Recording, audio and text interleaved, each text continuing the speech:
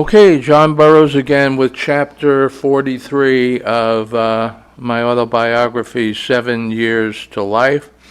And this chapter is called Stolen Identity. Once fearless, now afraid. Once seeking resolution, now judgmental. Once more kind than cruel, now more cruel than kind. Once looking to understand people's actions, now intolerant of them. Once proud, now embarrassed.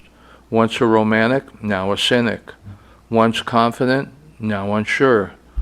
Once believing in myself, now not knowing who I really am.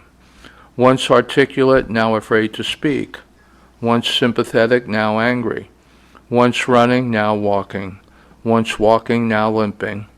Once standing tall, now crouched. Once right side up, now upside down. Once sure of who I am, now I don't know who I am. Once found, now lost. I could continue on, but I think you catch my drift. These are the feelings that torture me today.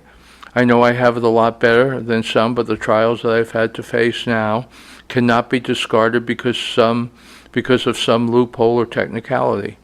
You will hear if I decide to continue on with this little experimentation in writing, and about my older son and how my challenges pale in comparison to what he faces every day in the battle he wages is an inspiration to me, and how his example gives me strength.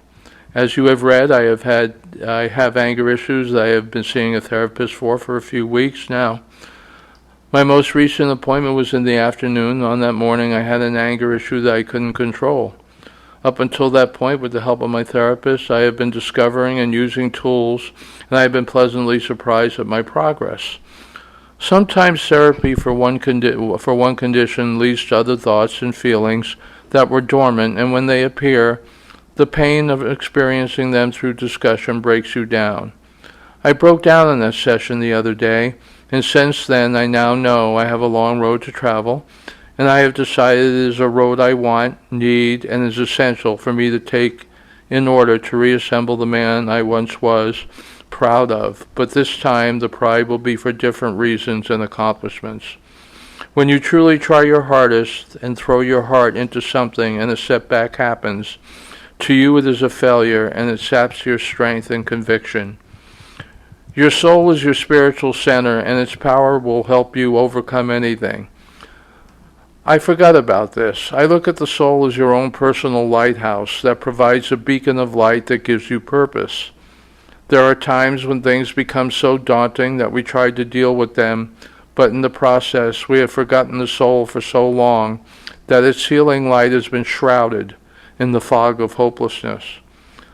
When I look back, not in anger, but in the spirit of discovery, I realize when I went to my spiritual center, or my soul, for guidance, I met challenges and overcame them. When I attacked things, completely ignoring that center, I failed miserably. You cannot walk in my shoes, nor I can walk in yours, but explaining these things to someone who has not experienced them probably frustrates me more than anything else. The fact of the matter is that everything I wrote in the first paragraph of this story is how I've been feeling the past day or so and continue to feel. However, that beacon of light is successfully cutting through the fog, and it is brighter each day. This is how I know that what I am feeling now will have a short lifespan.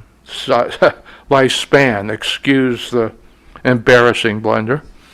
Charles Bukowski once said, I don't think people understand how stressful it is to explain what's going on in your head when you don't even understand it yourself. He also stated, the deepest fear we have, the fear beneath all fears, is the fear of not measuring up, the fear of judgment. It is that fear that creates the stress of depression in everyday life. For me, anger would fit perfectly into this quote. Writing this book has given me a sense of pride and accomplishment, but as I reread some of the stories, I feel embarrassed about what I have done, and for now I am taking a leave from this project in order to figure out if it is something I should be proud of or ashamed of. If I come to the conclusion that is something I should legitimately feel proud of, I will continue. If I cannot shake that shame, I will stop. By the way, I won't keep you in suspense. Look forward to chapter 44 coming along sometime in the next week or two. I have decided that I am more proud of my accomplishments, and I am not shamed by mistakes. They have helped me learn to become a better man and a better person. Once again, this is John Burroughs signing off. Bye.